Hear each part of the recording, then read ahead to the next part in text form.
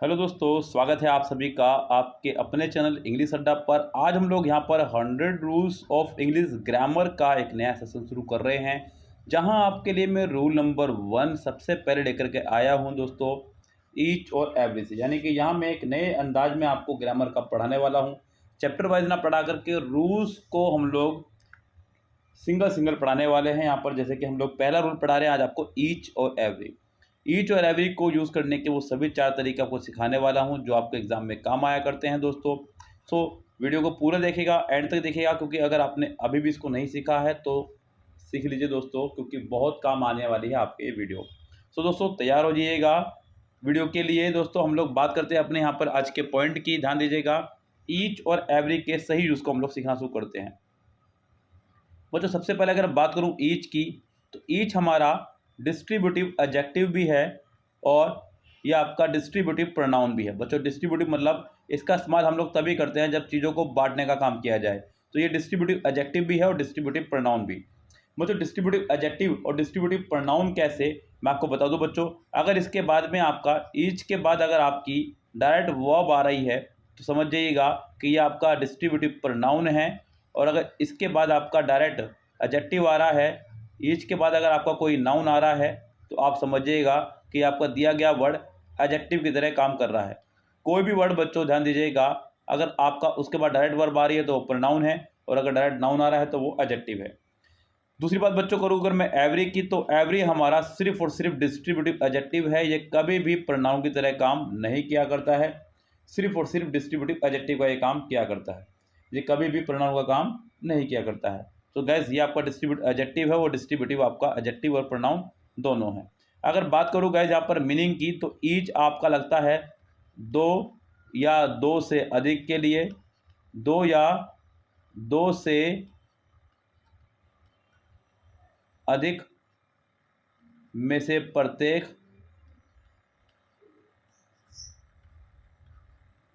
और gas every का इस्तेमाल किया जाता है सिर्फ और सिर्फ दो से अधिक के लिए, दो से अधिक के लिए। अब दोस्तों यहाँ पर आपको समस्या हो रही होगी कि ये भी दो से अधिक और ये भी दो से अधिक। तो दोस्तों मैं आपको बता दूं कि ये इसका इस्तेमाल किया जाता है अनफिक्स के लिए एवरी का इस्तेमाल, और ईच का इस्तेमाल किया जाता है जब दिया गया नंबर आपका फिक्स हो। ज़रा एक बार इस बात को समझ लेते हैं कि फिक्स कैसे। मैंने कहा yesterday,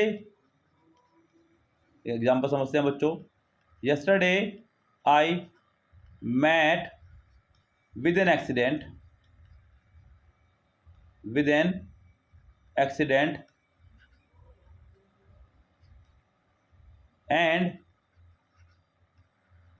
my dash hand was bruised badly। अब गाइस आपको यहाँ पर बताना है कि आपका यहाँ दिए गए ऑप्शन में ईच आएगा या एवरी। अब देखिए यहाँ से बच्चों ध्यान दीजिएगा, यहाँ पर कह रहे हैं कि yesterday I met with an accident and my dash hand was bruised badly. तो कहते अगर आप लोग यहाँ पर गौर करें तो हमारे जो हाथ होते हैं वो आपके फिक्स हैं कि दो ही हुआ करते हैं। तो यहाँ पर फिक्स संख्या को देखते हुए आप लोग ईच का इस्तेमाल करेंगे, एवरी का नहीं। अगर यहाँ पर ऐसे भी कहा जाए each of the 5 boys, each of the 5 boys, तब भी आपका यहाँ पर बच्चों ईच ही आएगा। आप यहाँ पर एवरी का इस्तेमाल नहीं कर सकते हैं, क्योंकि यहाँ पर दी गई संख्या आपकी फिक्स कर दी गई है। यहाँ पर ईच आपका बेहतरीन है। या फिर आप ऐसे बोल सकते हैं every boy of the class, every boy of the class, तब आप यहाँ पर इस्तेमाल कर सकते हैं एवरी का, क्योंकि यहाँ पर संख्या फिक्स नहीं की गई है। किसकी बात की जा रही है, यहाँ पूरी क्लास में जितने भी बॉयज़ हैं उन सब की बात की जा रही है दोस्तों। तो यहाँ पर आप एवरी के साथ में बॉय का इस्तेमाल कर सकते हैं। ओके, तो यहाँ पर ये फिक्स और अनफिक्स वाला समस्या आपको समझ में आ गई होगी। जैसे कि बच्चों यहाँ पर ध्यान देते हैं। अब यहाँ पर ध्यान दीजिएगा कि ईच हमारा डिस्ट्रीब्यूटिव एडजेक्टिव और प्रोनाउन का काम कैसे करता है। डिस्ट्रीब्यूटिव एडजेक्टिव और प्रोनाउन का काम कैसे करता है, जरा उसको समझिएगा बच्चों। मैंने कहा each of the 5 boys is intelligent. अब दोस्तों हम लोग देख पा रहे हैं यहाँ पर, दोस्तों हम लोग यहाँ पर देख पा रहे हैं कि each of the 5 boys is intelligent. यहाँ पर ईच के बाद में आपका कोई भी नाउन नहीं दिया गया है, इसका मतलब ईच यहाँ पर आपका डिस्ट्रीब्यूटिव प्रोनाउन की तरह काम कर रहा है बच्चों। अगर मैं यहाँ पर कहता कि ईच बॉय इज इंटेलिजेंट, तब जाकर के बच्चों ये आपका डिस्ट्रीब्यूटिव एडजेक्टिव का काम करता, क्योंकि यहाँ पर ईच के बाद में आपका एक नाउन दिया गया है और नाउन से पहले आने वाला हर वर्ड आपका एडजेक्टिव ही कहलाएगा। लेकिन बच्चों अगर इसके विपरीत हम चले एवरी की तरफ लेकर के, तो बच्चों ध्यान देना एवरी आपका सिर्फ और सिर्फ डिस्ट्रीब्यूटिव एडजेक्टिव की तरह ही काम करता है, ये कभी भी प्रोनाउन का काम करता ही नहीं है। आप लोग अगर कह रहे हैं कि एवरी ऑफ द गर्ल, अगर आप लोग ऐसे बोल रहे हैं एवरी ऑफ द गर्ल, तो यहाँ पर ये कहना गलत ही होगा। एवरी के बाद में आपका ऑफ वाला फंडा चलेगा ही नहीं। यहाँ पर आप इसको सिर्फ ऐसे ही बोलेंगे every girl is intelligent, every girl is intelligent. तो गैस यहाँ पर ध्यान दे लिया आपने कि ईच आपका डिस्ट्रीब्यूटिव एडजेक्टिव और प्रोनाउन दोनों हैं, लेकिन एवरी आपका सिर्फ और सिर्फ डिस्ट्रीब्यूटिव एडजेक्टिव ही है और प्रोनाउन का काम नहीं करेगा। ये बात क्लियर है दोस्तों यहाँ पे? चलिए, उम्मीद करता हूँ कि आपको खूब अच्छे समझ में आ गई होगी बात। अगर मैं अगली बात की तरफ लेकर चलूँ आपको दोस्तों, तो अगली बात हमारी ये है कि ध्यान देना आपका ईच का जो प्रयोग है बच्चों, कभी भी हम लोग एब्स्ट्रैक्ट नाउन के साथ में नहीं करेंगे। ईच का प्रयोग कभी भी आप लोग एब्स्ट्रैक्ट नाउन, बच्चों एब्स्ट्रैक्ट नाउन मतलब वो नाउन बच्चों जो है लेकिन नहीं दिखता है, आप सिर्फ उसको फील कर सकते हैं। बच्चों एवरी का इस्तेमाल आप लोग एब्स्ट्रैक्ट नाउन के साथ में कर सकते हैं, ये ध्यान देना बच्चों। ईच का इस्तेमाल आप लोग कभी भी एब्स्ट्रैक्ट नाउन के साथ में कभी इस्तेमाल नहीं करेंगे, लेकिन एवरी का इस्तेमाल आप लोग एब्स्ट्रैक्ट नाउन के साथ में कर सकते हैं। जैसे कि मैंने आपसे कहा आई हैव ईच या एवरी, मैं दोनों ही लगा चल रहा हूँ बच्चों, आपको देखना है कौन सा सही कौन सा गलत है। आई हैव ईच या every ability to solve this some.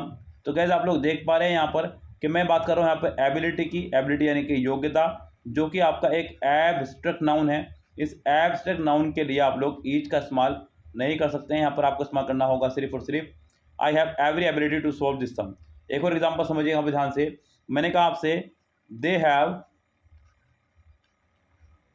Have each reason, या फिर दे हैव एवरी रीजन।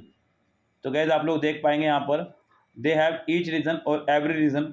यहाँ पर रीजन जो है वो है कारण, और कारण बच्चों सिर्फ आपको पता चलेगा नहीं, दिखाई नहीं देगा। तो दोस्तों ये आपका एक एब्स्ट्रैक्ट नाउन हो गया है। एब्स्ट्रैक्ट नाउन से पहले आप लोग ईच का इस्तेमाल नहीं करेंगे, सिर्फ और सिर्फ एवरी का इस्तेमाल करेंगे। एक और कॉन्सेप्ट बच्चों समझिएगा ध्यान से बच्चों, जब भी आपका कभी भी आपका ईच या एवरी आ जाए तो बच्चों ध्यान दीजिएगा, ईच के साथ में आप लोग हमेशा सिंगुलर नाउन, सिंगुलर वर्ब और सिंगुलर एडजेक्टिव का इस्तेमाल करेंगे। यस, ईच के साथ में singular noun, singular verb, singular adjective, जबकि एवरी के साथ में अगर आपका, क्योंकि एवरी के साथ में ऑफ तो लगा होगा नहीं, कभी भी ध्यान रखें, एवरी के साथ हमेशा आप लोग सिंगुलर नाउन, सिंगुलर वर्ब और सिंगुलर एडजेक्टिव का इस्तेमाल करेंगे। जबकि गाइस अगर ईच के साथ आपका ऑफ लगा हो, ईच के साथ अगर आपका ऑफ लगा हो तो ध्यान दीजिएगा इसके साथ में प्लूरल नाउन लेकिन सिंगुलर वर्ब और सिंगुलर एडजेक्टिव का ही इस्तेमाल करने वाले हैं। इस बात को भी जरा एग्जांपल के माध्यम से समझिएगा। मैंने क्या कहा बच्चों, ईच के साथ में singular noun, singular verb, singular adjective, लेकिन अगर ऑफ लगा हो तो प्लूरल नाउन लेकिन सिंगुलर एडजेक्टिव, सिंगुलर वर्ब का इस्तेमाल करने वाले हैं। लेकिन बच्चों एवरी के साथ में कभी भी ऑफ आपको नहीं लगाना है, इस बात पर ध्यान दीजिएगा। सिर्फ singular noun, singular verb, singular adjective आपका रहने वाला है। जरा एक बार इसको समझ लेंगे बच्चों ध्यान से, क्या वो कहना चाह रहा है पूरी बात यहाँ पर। जैसे कि बच्चों मैंने आपसे कहा each student is doing their work. तो यहाँ पे क्या हम लोग देख पा रहे हैं ईच के बाद में सिंगुलर नाउन आया है, सिंगुलर वर्ब आई है, लेकिन यहाँ पर सिंगुलर एडजेक्टिव आपका नहीं आया है, क्योंकि ये नाउन से पहले तो एडजेक्टिव होगा। यहाँ पर आपका सिंगुलर एडजेक्टिव हिज या हर में से कोई एक होना चाहिए था। इसी तरह से बच्चों अगर आप कहें कि every student is doing their work, तो ये भी गैस कहना गलत हो जाएगा। यहाँ पर एवरी के साथ भी आप लोग देयर का इस्तेमाल नहीं करेंगे, क्योंकि सिंगुलर नाउन, सिंगुलर वर्ब और सिंगुलर एडजेक्टिव आपको यहाँ पर आना चाहिए था। हिज या हर में से कोई एक आना चाहिए था। लेकिन अगर यहाँ पर ईच के बाद ऑफ लगा हो, जैसे कि मैंने आपसे कहा कि each of the students, each of the students is doing